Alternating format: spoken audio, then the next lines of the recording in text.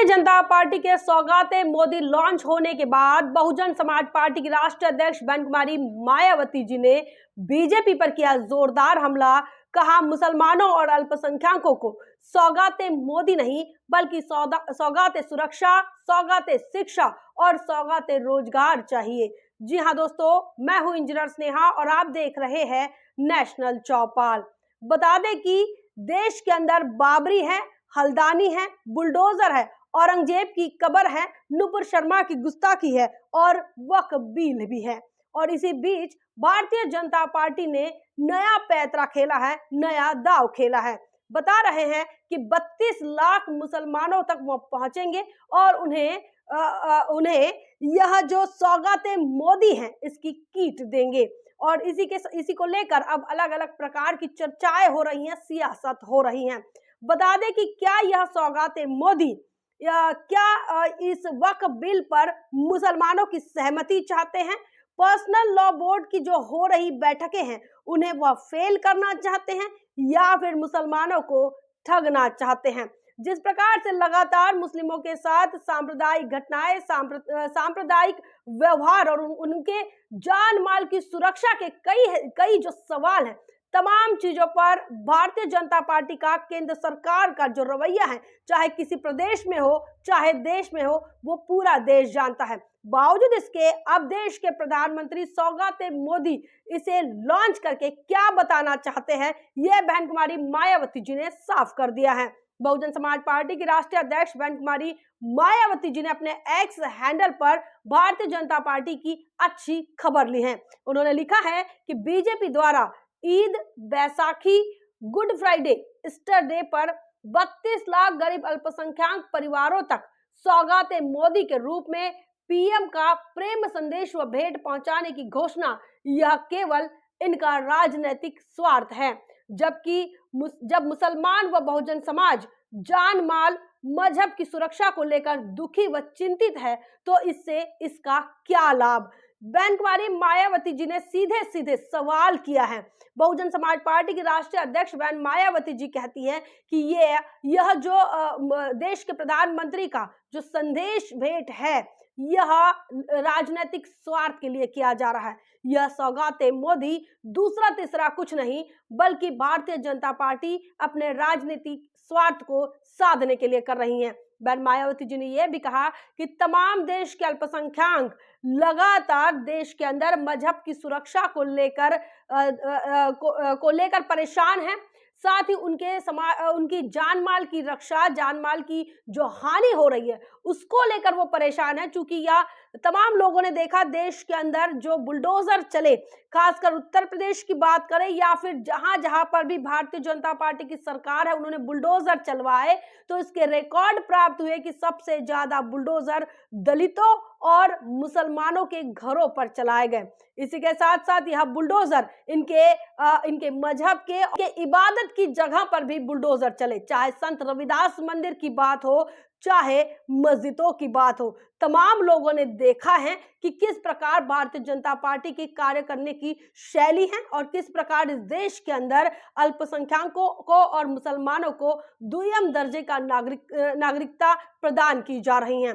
और इसी को लेकर बहन कुमारी मायावती जी ने यह कहा है कि जब बहुजन समाज के लोग इन तमाम समस्याओं से दुखी है, चिंतित है, तो ऐसे में इस प्रकार के सौगाते मोदी की या फिर प्रधानमंत्री के भेंट की और संदेश का क्या ही यूज होगा, क्या ही इस्तेमाल होगा, इसका क्या लाभ होगा?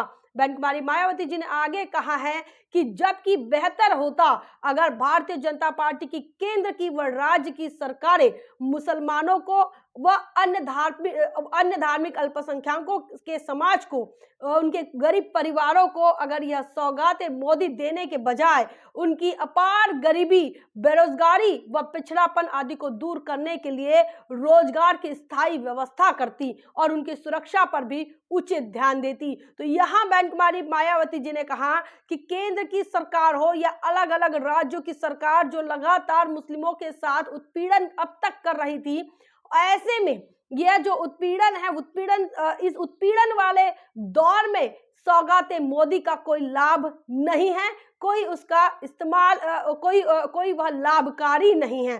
बहन मायावती जी ने यह भी कहा कि इन सरकारों को इस प्रकार से सौगातें मोदी देने के बजाय अगर वो उन्हें कोई स्थायी रोजगार देते हैं, उनके उस समुदाय में जो अपार गरीबी है, बेरोजगारी है, उसको खत्म करने के लिए अगर भारतीय जनता पार्टी की चाहे केंद्र की सरकार काम करती हो या फिर भारतीय जनता पार्टी के किसी भी राज्य की सरकार काम करती है, तो ही जाकर ये जो है या उनकी सुरक्षा का ख्याल करती है, तो ही जाकर इस प्रकार के सौगातें मोदी जैसे योजनाओं का कोई मतलब रह जाता है, वरना कोई मतलब नहीं रह जाता। यह सीधे सीधे राजनीतिक स्वार्थ की ओर इशारा कर रही हैं।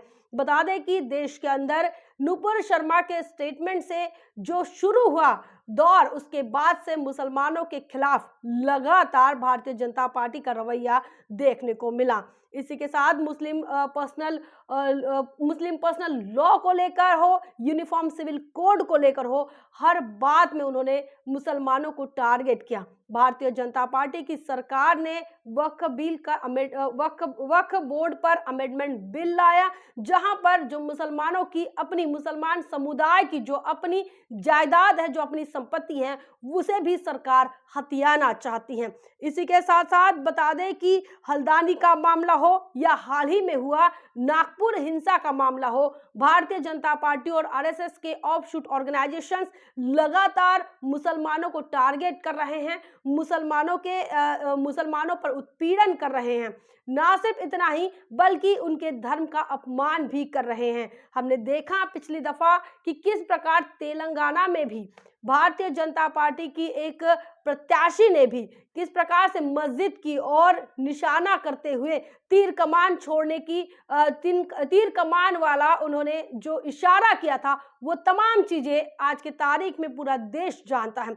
और ऐसे में अचानक से भारतीय जनता पार्टी के मन में या देश के प्रधानमंत्री नरेंद्र मोदी के मन में अल्पसंख्यकों के लिए और मुसलमानों के लिए यह प्रेम कैसे जग गया, ये सबसे बड़ा सवाल है। और इसीलिए बहन कुमारी मायावती जी ने कहा कि यह दूसरा तीसरा कुछ नहीं बल्कि यह राजनीतिक स्वार्थ है। बहुजन समाज पार्टी की राष्ट्रीय अध्यक्ष बहन कुमारी मायावती जी ने साफ साफ कह दिया है कि अगर अल्पसंख्यकों की या मुसलमानों की इतनी ही चिंता भारतीय जनता पार्टी को है या उनकी केंद्र की या राज्य की सरकार को है, तो उन्होंने इन समुदायों के अंदर शिक्षा को बढ़ाने के लिए ज्यादा से ज्यादा प्रयास करना चाहिए।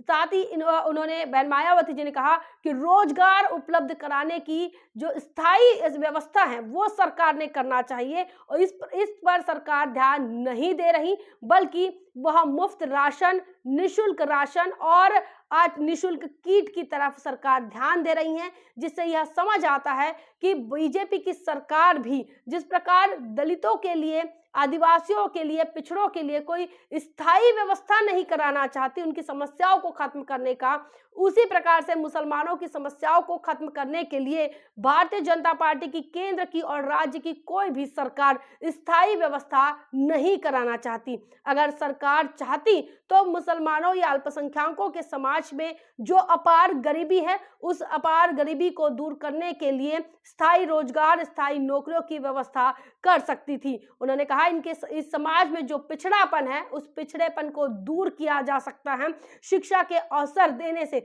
लेकिन बीजेपी की सरकार केंद्र की हो या राज्य की, वह इस तरफ कोई कदम नहीं उठा रही हैं। बहन मायावती जी ने यह भी कहा कि इनके मजहब को लेकर और इनके जान माल की सुरक्षा को लेकर कई प्रकार के देश में समस्याएं देखने को मिल रही हैं।